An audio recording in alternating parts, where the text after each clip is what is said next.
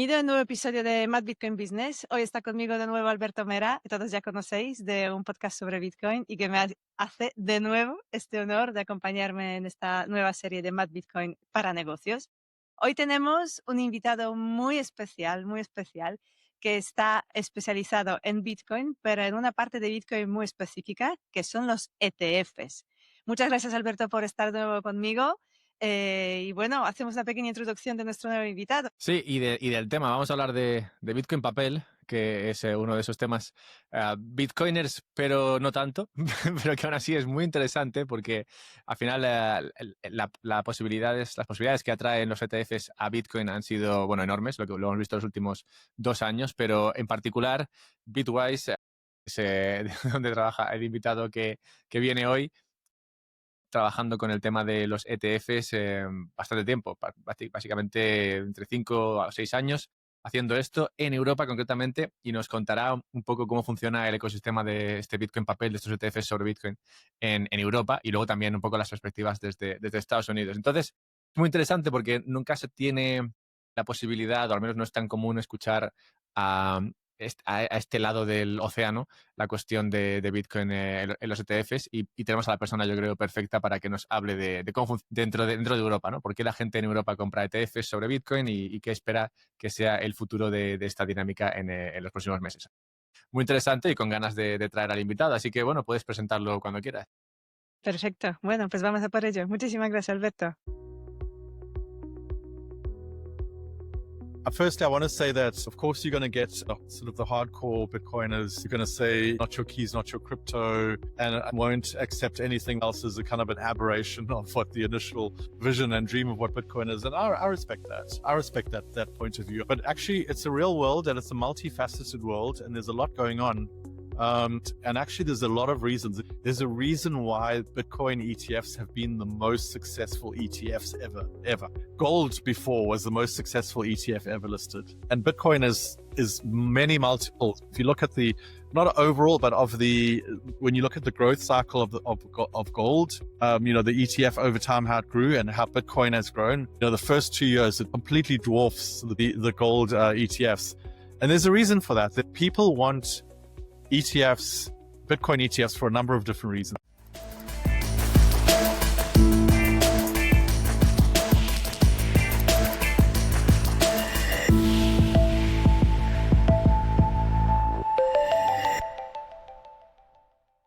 Welcome to today's MadBitcoin podcast. I am so thrilled to have Bradley Duke. Welcome, Bradley. It's such a pleasure to have you. Thank you very much. And yeah, it's a pleasure for me to be here too. On the other part, we've got Alberto Mera, who joined me in this great adventure of this new podcast. Welcome, Alberto. Thank you so much for being here with me again. Thank you for having me, and excited to talk to Bradley about what we're going to be talking about, ETFs for the most part, I believe.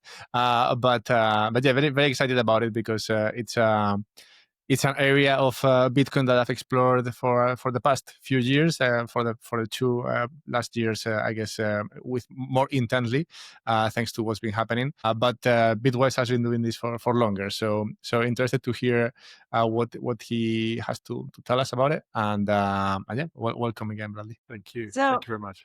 Bradley, tell us, please. You are the co-founder of ETC Group in 2019.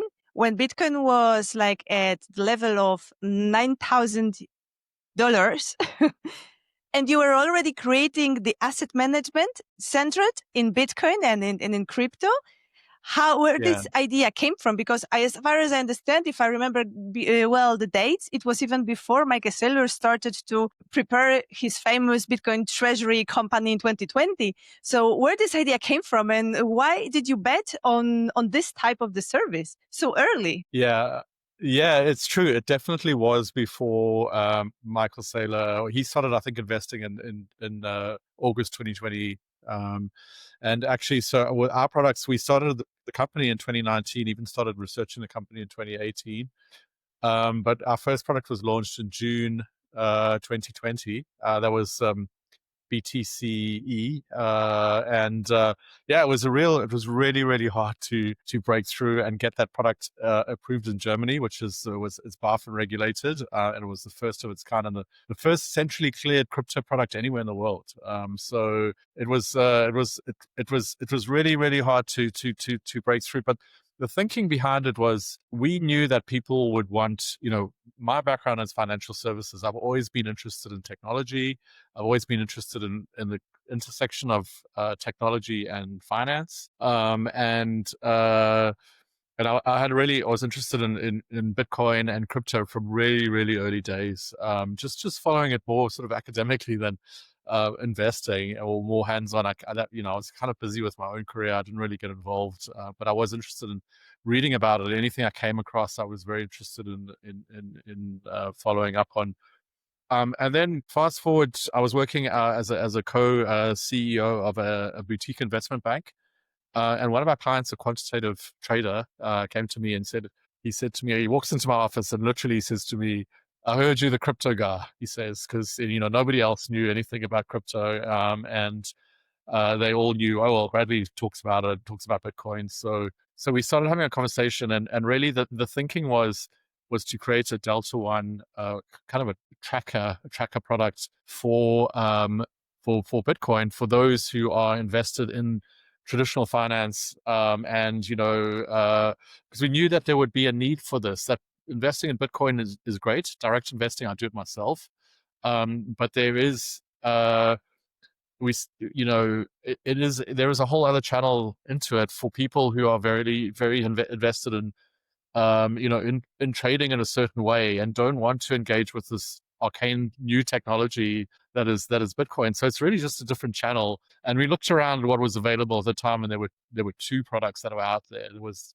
Grayscale products, and they didn't, really not a great product, but they didn't really have many choices, and they did well with what they had. They found this trust structure which they used, and it became enormous, of course, famously with these crazy discounts and premium. And other real problems. And then in Europe, we had XBT Provider, which was a swap-based, so synthetic exposure. And we thought, look, we can do this better with a physically backed product. And that was the genesis of the company. Who was initially, when you were creating this, who was interested in this product? So once you launched it, who were the first clients that got to you and were like interested in getting into it? It was retail investors, and actually retail investors mostly in Germany. There was all over in UK at the time. There wasn't a ban on crypto ETBs. That came in 6th of January 2021. So it was like 6-7 months after we listed, that the FCA first did the ban, which they're now lifting for the retail ban in the UK. Finally, they've seen the light. But it was all, crypto has always been a retail driven phenomenon, and kind of flips what we've seen in finance in the past, where it's usually these banks like discover this new way of investing, and then eventually trickles down to the retail investor. This was, driven first by the retail investor enthusiasts. And actually, it's a great example of why ETPs are important, because I think there was a lot of people in Germany who did invest in Bitcoin directly, but now they could do it through this savings account, which is a kind of a tax sheltered mechanism that they have of saving, where you define a portfolio and a certain amount of money, and every month it just buys the same portfolio. And that's how we started, and it grew really quickly. We had on our own business plans, we had an idea of what the curve would look like, or what we thought would be happy if it did, and it really just smashed through all of that. It was very, very popular, very quick. How did the interest change after the merge with Bitwise? Because I remember that for Bitwise, for sure, it was like the opening gate for Europe. They weren't present in Europe before merging with ETC Group. What was your journey since then? Well, I think so. First of all, with the merger of ETC Group and Bitwise, and of course the name ETC Group doesn't exist anymore. We're only Bitwise, and we're one big happy family. And honestly, it's a wonderful company to work at. Bitwise has got a great culture. I think this comes mostly from Hunter Horsley. If you've ever spoken to him, he's very enthusiastic, very warm, and he's just like a lovely person. And that they say culture is set from the top. Definitely he sets the culture, and there's a lot of culture carriers in the company, but it definitely comes from him. And the Bitwise was very similar to ETC Group in the way it came about, as this, crypto only digital asset manager. So, but except they were operating only in the US and we were operating only in Europe. And so, stronger together. Today we have over 15 billion in client assets.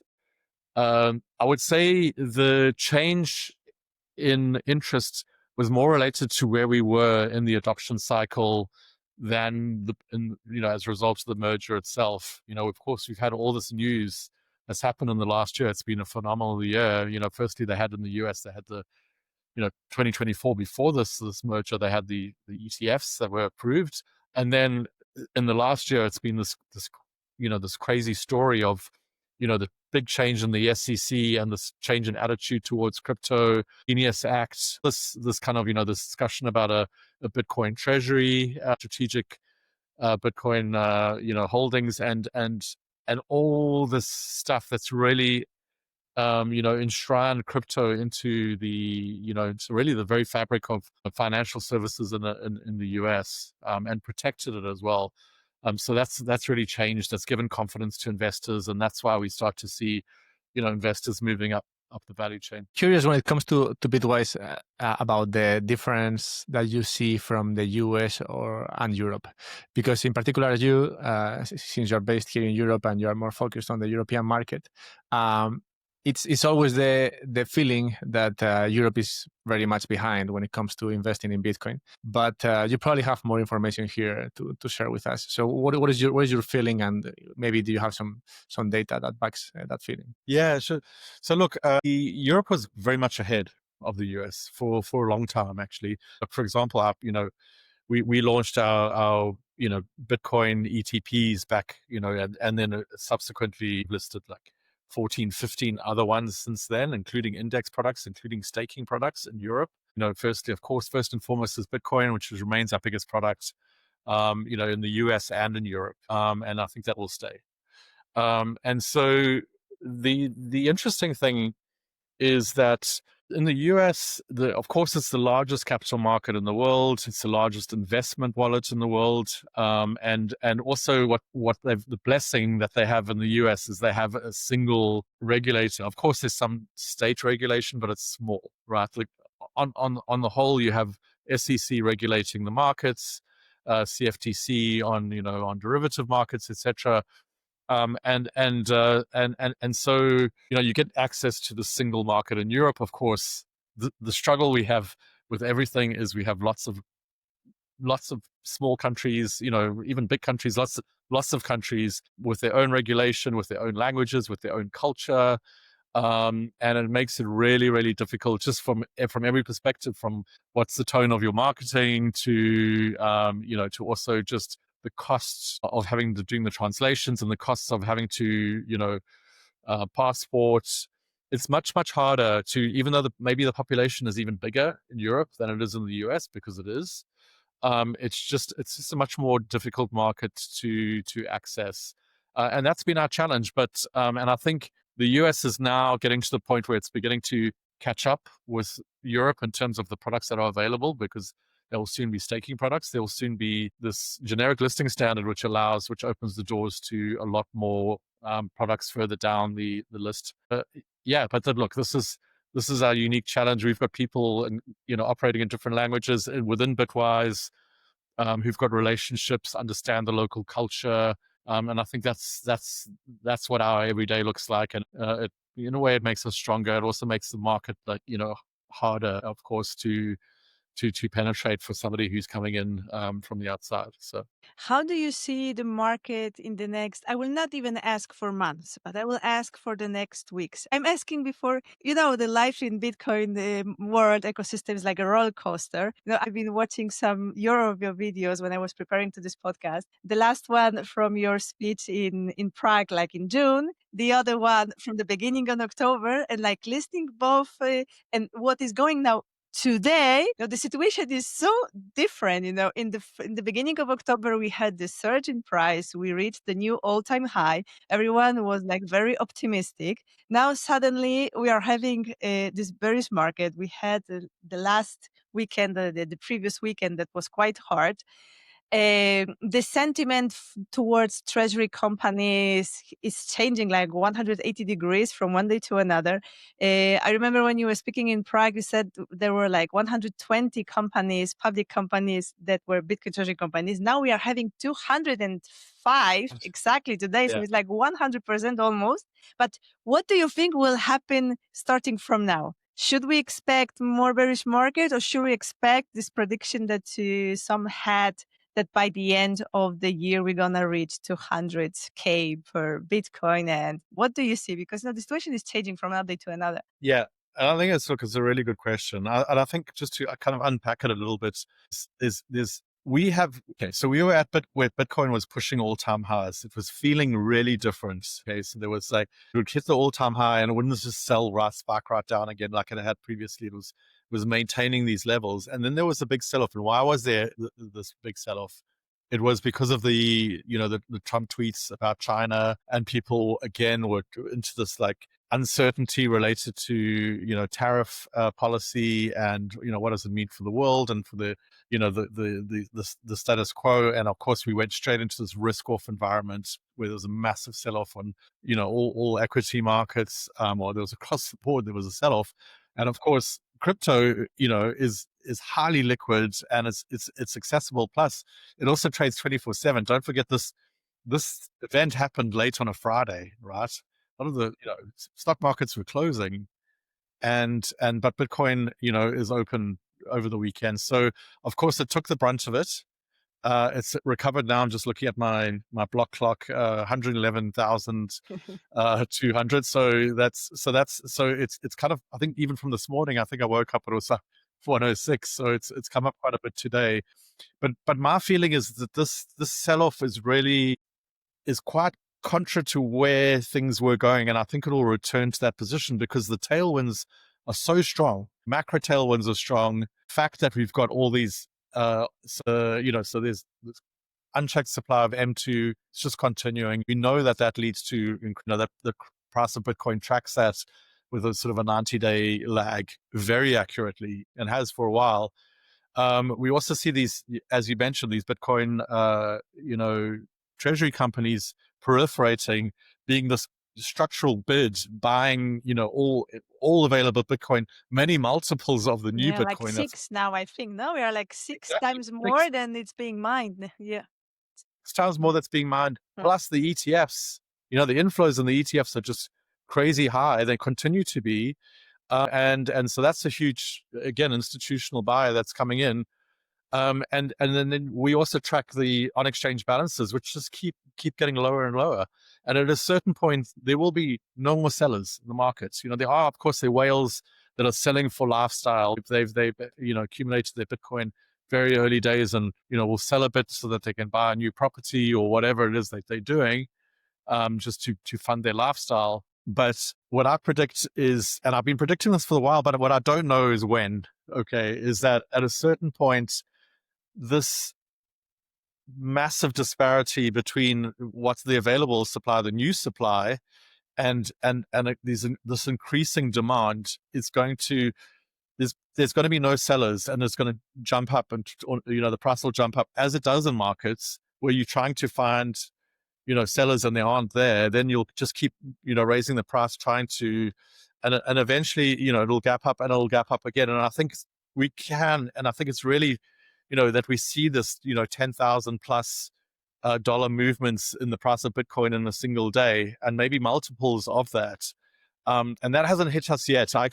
When we were in Prague, I actually had dinner with Mike Saylor, and I asked him that question. I said, I've always been in trading, and it doesn't actually make sense, all this buying pressure, and Bitcoin is kind of just bumbling along. And he just laughed at me and he said, you're worrying about the wrong things. He said, the fact that Bitcoin is low is fantastic. It means you can buy more Bitcoin for cheaper. And he said, that's the only thing that you should be focused on. And, he has a point, but, of course, as you mentioned, Bitwise has a price prediction for the end of the year of 200K. We don't change that. That's what our prediction is. And, maybe we don't, as the closer we get to the end of the year, the likelihood of that happening is lower. But we stand by it in terms of the fundamentals that we had, based that on. So, well, it is true that there's much more demand than Bitcoin is being mined, but it's also true. I think I checked from Checkmate, this guy that provides some analysis, and I think he shared something like $2 billion dollars being sold in Bitcoin pretty much every day from this all Bitcoiners, OGs, or people that are just financing their lifestyle with the Bitcoin gains, which makes sense. We all figured that this could be happening. So because the sellers are going to be there, I'm more concerned on the demand side. And to this end, you mentioned that in Europe they have this availability of products that may not be so deep in the US. But I want to ask about a particular thing, which is in the US they're now pushing for this Bitcoin to be in the 401ks, in the pensions, basically.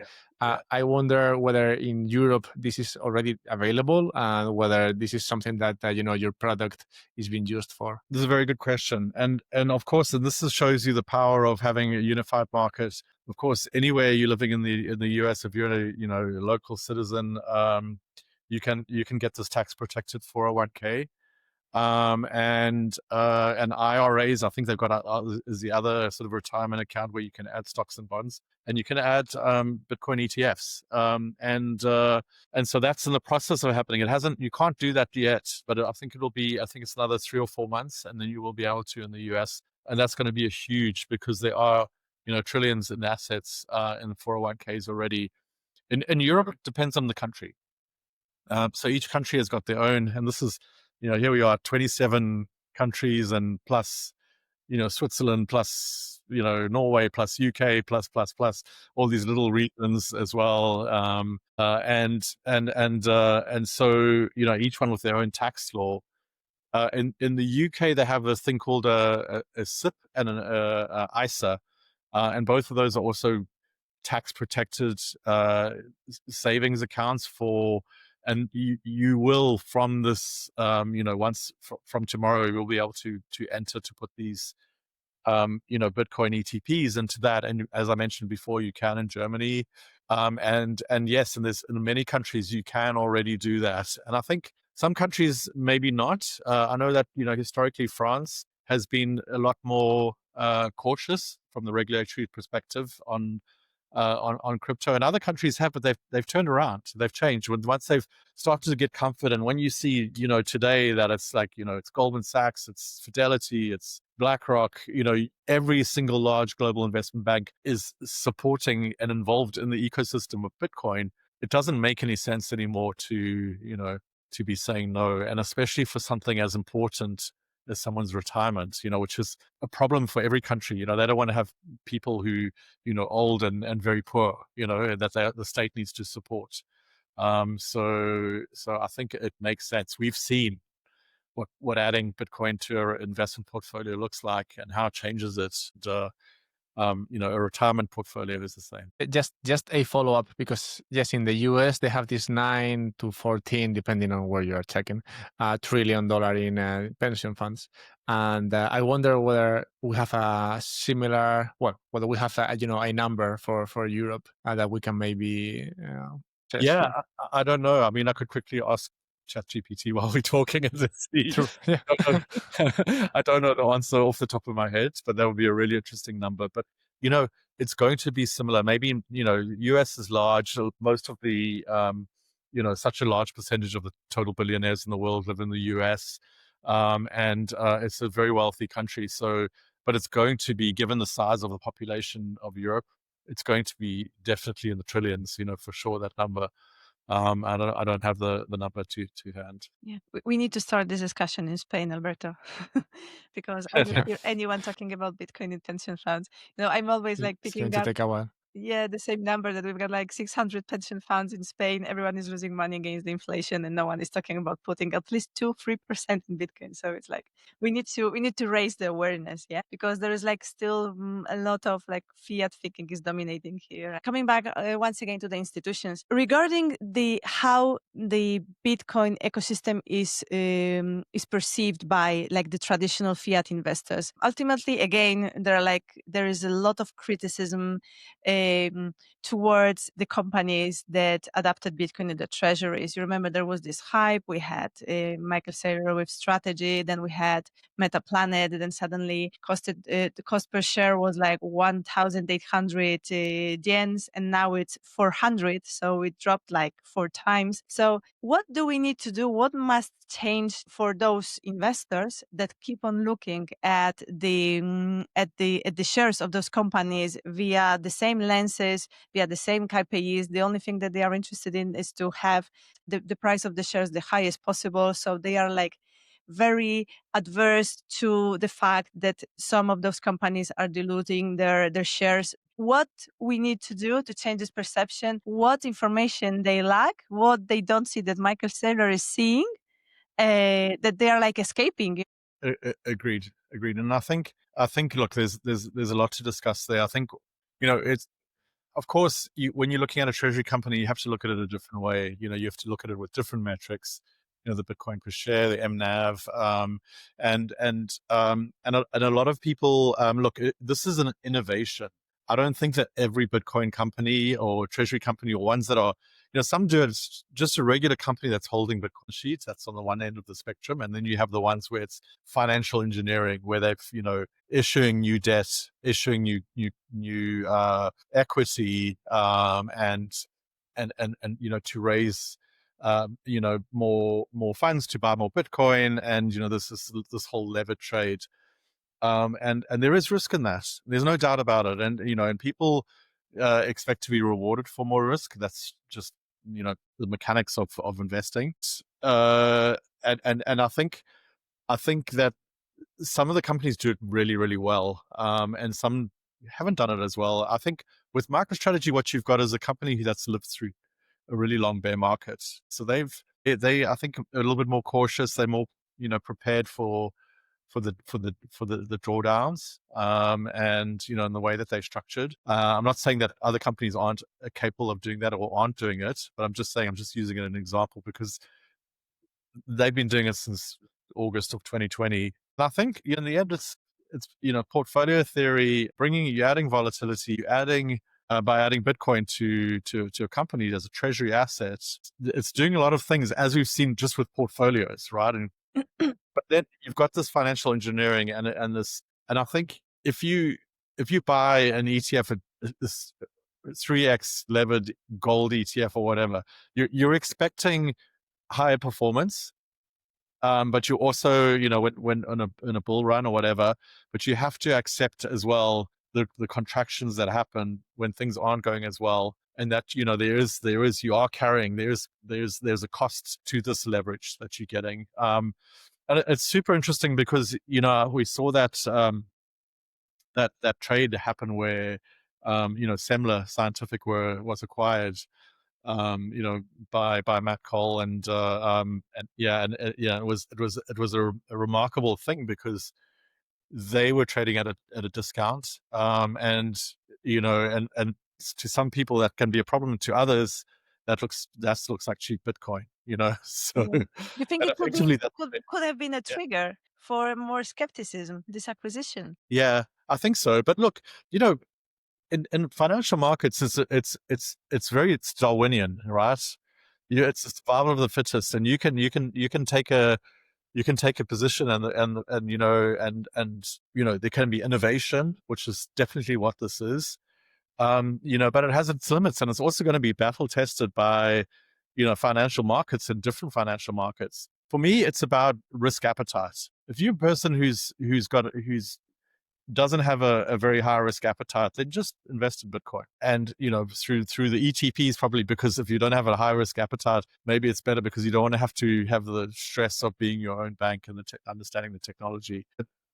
but it's for people who want that higher return, that are prepared to take that high risk. And it's not just the risk of the leveraging that's in the financial engineering, but it's also, there's people now. When you're investing, directly in Bitcoin, it's simple. There's no people who can make mistakes, who can embezzle, and things like that. And I'm not suggesting that any of these companies are doing that, but I'm just saying this is part of the equation that goes through investors' minds and should go through their minds, when they're making these investments. I don't think that Bitcoin treasury companies are going to go away.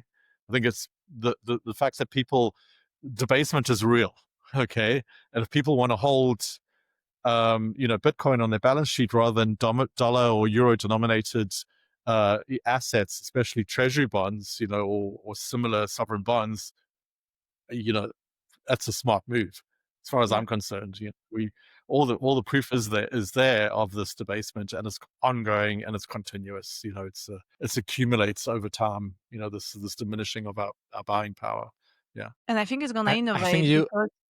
Sorry, but just one thing. I think it's going to innovate because, just only issuing more shares, it doesn't serve anymore. I don't know whether you have seen today's purchase of Strategy. They bought all the bitcoins by issuing the only preferred stocks. They didn't do it via the issuing of the normal stocks. So I think it's gonna be a little bit like push and pull, and trying different strategies to not make the investors go away and escape. Yeah, for sure. And one of the great things about these companies is that they don't sell.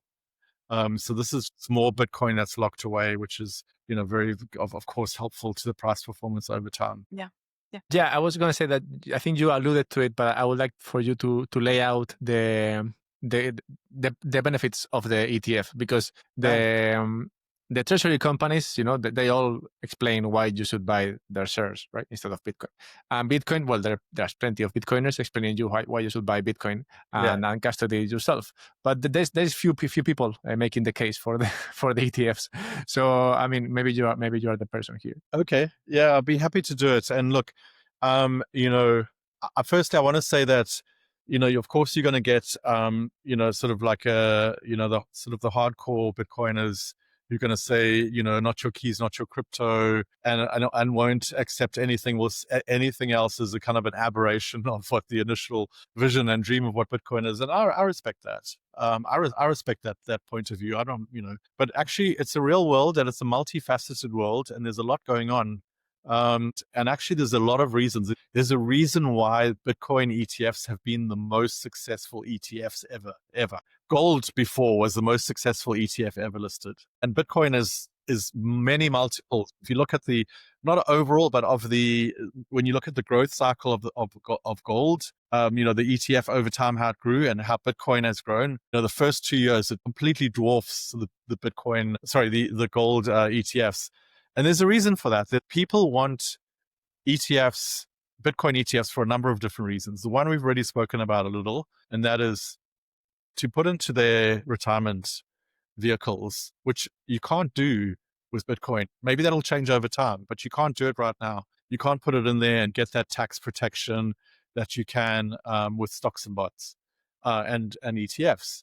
So that's one of the reasons. And similar to that is, there's a lot of companies out there that the whole way that the company is set up and engineered, and they have a prime broker, one of these large banks that are holding all their assets, custodying all their assets. If they invest in an ETF, this is now, it's more capital efficient than investing and holding Bitcoin, because you can use these shares of, ETFs and ETPs as collateral. It can be counted towards your collateral for financing of other activities, and for, if you're doing a trade, maybe you're doing the basis trade where you're going long Bitcoin and short the CME futures.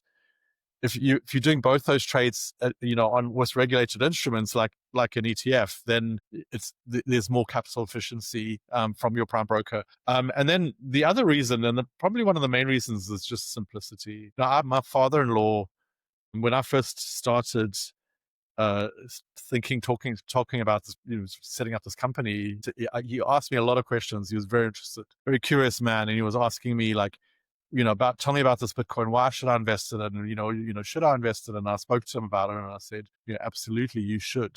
And eventually talked to him, and he said to me, look, I want to buy Bitcoin. And, people always like to buy round numbers especially when they don't really understand it at first. And I talked him through the process, opening this account and getting it, and then getting a device, hardware wallets, and moving it on to, and it was like, for a man who was in his 70s, it was really, really difficult. It was very, very, it was a lot of hard work. And then I just thought at the time, we really are onto something, because if somebody can buy exposure to Bitcoin through their account that they have, through any one of these large, pan-European brokers or local brokers in whatever country you're living in, as in the same way they buy shares in Nvidia, that's got to be worth something for a lot of people who don't have the time to think about, awesome, lie awake at night worrying, is my crypto safe? Have I hidden it well? What about those words? Where are they? What have I done with them? And maybe somebody will find the place where they're hidden, or whatever it is. And I think for people, especially if they're a bit risk averse, the way we've set up the ETFs is that there's a, third party, it's, institutional grade custodian. There's a trustee who, if we go out of business as a company, will, hold all the assets immediately, get the assets, and, can sell them off. And, there's this just security that's built in to the product, so that people, and, it's been 6 years. We haven't had a single crisis or incident with any of the ETP companies in Europe, and there's a lot of them. And so I think it's a good vehicle, and there's good reasons for people to do that. I hope that answers the question. Yeah, I think you do. Yeah. You also have got this new product that you commented in one of your interviews, that you merged in one product, Bitcoin and gold. I understand it must be very successful now when there is this huge interest for gold in the last days. How is it going? Yeah, so the product isn't growing as quickly as we would like it to. We think as a product got, it's for people who want, it's the debasement trade in a product, right? For people to buy. Also, there's a question that I've been asking. I've been talking to my head of research last week, and the thing is, if you see what gold is just going crazy, and Bitcoin's not. And actually a lot of the drivers are similar for why people would want to buy Bitcoin. And really it's just about muscle memory. It's about people. Gold has been around forever. They're used to buying it as part of their portfolio. Every institutional investor can buy gold if they want to in some wrapper, whether it's through an ETF or, direct holdings. And Bitcoin is still new. Bitcoin is still, finding its place, getting approved by risk committees, investment committees, and they're getting to understand it.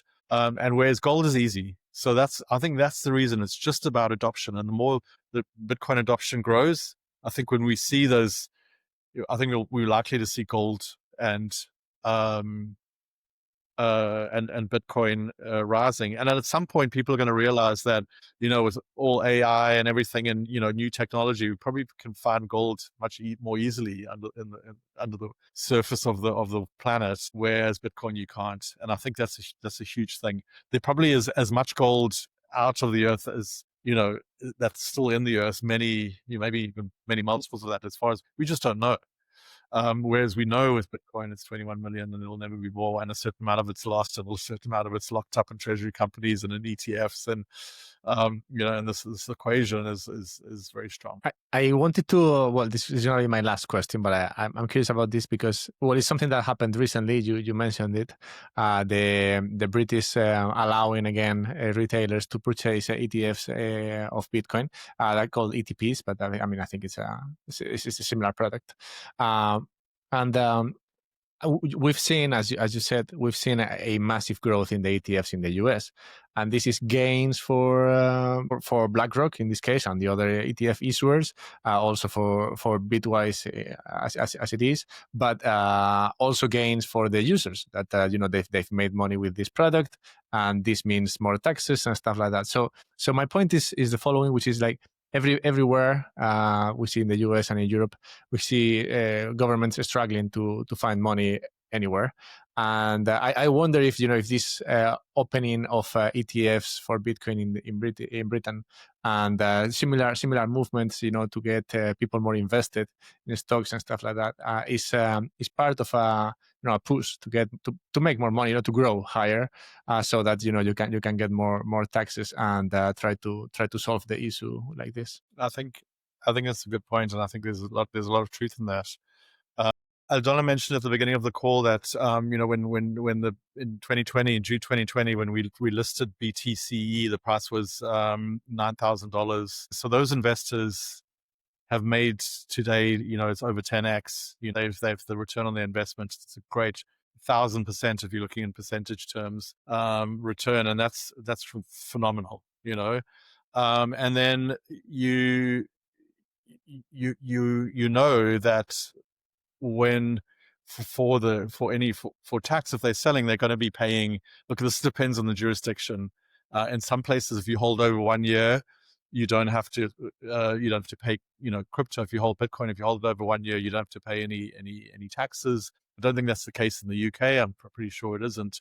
So it might be a way, but it's not only helping the tax receipts and to help the government get more inflows, but it also helps the individuals, right?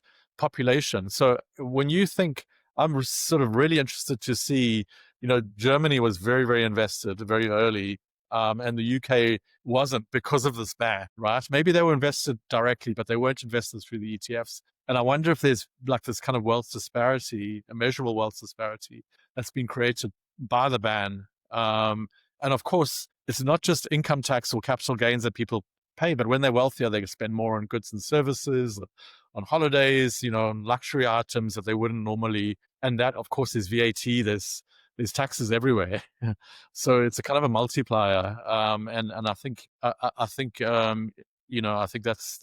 maybe they figured out that they need to be part of that story in terms of tax receipts. Yeah. Right.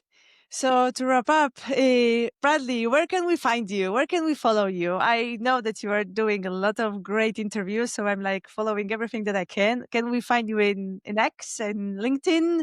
Where else? Those two. I mean, so I've Okay. got X. I'm there. I think Bradley Duke BTC actually is my handle, and then of course if you just search my name on LinkedIn, I'll show up. So be happy. I'd love to follow and also to interact with people if they've got any questions or whenever. That would be great. Bitwise as a company has a strong presence on YouTube as well. There's a lot of informational videos there, and at the Bitwise bitwiseinvestments.com or .eu, there's a lot of resources because we see the journey. We see our role at Bitwise is to accompany investors on this journey, help them with giving them information, portfolio analysis or information about Bitcoin and other cryptocurrencies, what's the investment case and why.